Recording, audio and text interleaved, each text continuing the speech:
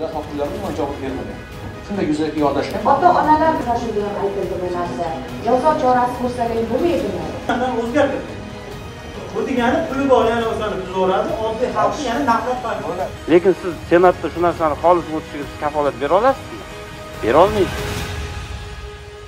Oliy Majlis Qonunchilik palatasidagi o'zida fraksiyasida auditorlik faoliyati to'g'risidagi qonun loyihasi ikkinchi o'qishda muhokama qilindi. Mazkur qonun loyihasida auditorlik faoliyatini faqat xalqaro standartlar asosida amalga oshirish, auditorlik tekshiruvini o'tkazish huquqini beradigan tartiblarni soddalashtirish ko'zda tutilgan. Deputatlarning fikriga ko'ra, mamlakatimizda auditorlik faoliyatini xalqaro standartlar asosida olib borish ko'plab korrupsion holatlarni oldini oladi. Bitta misol keltiraman, yaqinda mana bu bitgan Majora o'sha o'z Avto Motors bilan o'sha haligi nima anti monopoliyaga qarshi kurashish qo'mitasi o'rtasidagi mana sud majoralarini olib qaraydigan bo'lsak, mana shu yerda mana qo'mitani mana shu sudda yutqazib qo'yishini sabablaridan bittasi shundaki, mana shu tekshirishni bizlar o'sha xalqaro standartlar darajasida olib bora olmaganmiz. Milliy standartlarga tayyorlanamiz. Milliy standartlarni ko'rib turibsizlar.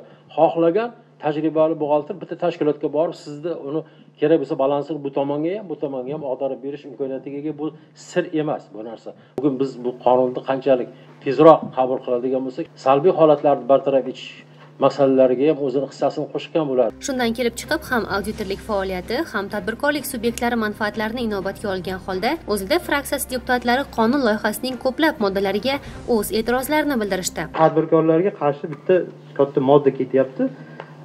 35-moddada aktivlarni balans qiymati bazaviy hisoblash miqdorini 100 ming baravar miqdoridan ko'p bo'lgan mas'uliyati cheklangan hamda qo'shimcha mas'uliyatli jamiyatlarga auditorlik tekshiruvini majburiy qilyapmiz. Deylik, paxtani qayta ishlash korxonasi bor, uni 300 ta odami bor. Balansida aktiv qiymati bo'lmadi deganda 5-6 million dollar tashkil qiladi. Ya'ni bu yerda qo'yilayotgan chegaradan yuqori. Nimaga biz unga auditor tekshiruvini majburiy qilishimiz kerak? U davlatning ulushi yo'q unda. Unda bir sug'urta tashkiloti bor yoki bir birovning pulini aylantiradigan bo'lsa, u xususiy tadbirkor. Nimaga biz uni majburiy qilishimiz kerak? Bu yerda asosiy mazmun mohiyati shundan iboratki, o'sha kichik korxonalar agar kreditni olib, import kontraktda sotgan bo'lsa va o'shani o'xshash narsalar qilayotgan bo'lsa, uni ko'rsatgan moliyaviy hisobotlari haqqonligini aniqlash bo'yicha deyapti. Bunaqa korxonalar 170 mingta tashkilot bo'ladigan bo'lsa yoki 180 mingta tashkilot bo'ladigan bo'lsa, kichik biznes subyektlari va hokazo o'shalardan 1% ham tashkil qilmaydi. Sababi ko'pchilik shu 143 mingtasi yoki 145 mingtasi оборот 1 milliard so'mgacha avtomatdan. Bu degani ko'pchilik tashkil qilmaydi. Lekin shu kichikdan yirikka o'tayotgan, o'rta biznes o'tayotgan tushunchaga shular kiradi. Hamda o'rta biznesni erta kreditni olishiga, hamma narsasiga shu narsa bir imkoniyat yaratib beradi. Rahmat. Savolim ko'p, endi bermaydi, lekin to'g'ri javobdan qoniqmadim. Imkoniyat beradimi yo'qmi, lekin uni majburiy qilish umuman noto'g'ri. Yoshlarni auditor faoliyatiga keng jalb qilish maqsadida prezidentimiz farmonida ham bu ko'rsatilgan. 3 yildan ortiq o'rindosh sifatida ishlagan oliy o'quv muassasasini bitiruvchiga auditor sertifikatini olishga talabgorlar sifatiga qo'shishga taklif etaman. Bu uchun mazkur moddadan muassasani bitirilgan so'ng degan so'zni olib tashlasak, maqsadga muvofiq bo'ladi. Bu qonunda yana bitta tashkilotni audit tashkiloti bitta xo'jalik subyektini audit qilishini 7 yil belgilashyapti. Men bir necha marta taklif berdim. Yalpida ham aytdim, yozmada ham kiritdim. 7 yil ko'p. 5 yildan oshmaslik kerak.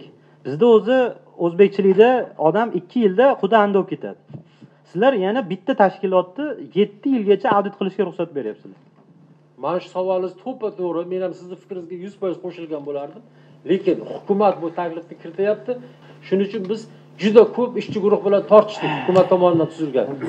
Endi bu o'zlaring bilasizlar. Yig'ilishda shuningdek auditorlik sertifikatini olish hamda ularning reyestrlarini yuritish, malaka sertifikatlarini beradigan vakolatli organ vazifalari hamda jamoatchilik manfaatlaridan kelib chiqib, yana bir qator masalalar yuzasidan ham takliflar bildirildi. Qizg'in tortishuvlarga sabab bo'lgan mazkur qonun loyihasi kuni kecha o'tkazilgan Oliy Majlis Qonunchilik palatasining yalpi majlisida ikkinchi o'qishda ko'rib chiqildi va O'zLiDe fraksiyasi deputatlari tomonidan tadbirkorlik subyektlari manfaatlaridan kelib chiqib, yuqorida bildirgan aksariyat takliflari inobatga olindi. Fraksiyalarda takomilga keltirilgan ushbu qonun loyihasi bir ovozdan deputatlar tomonidan qabul qilinib, Senatga yuboriladigan bo'ldi.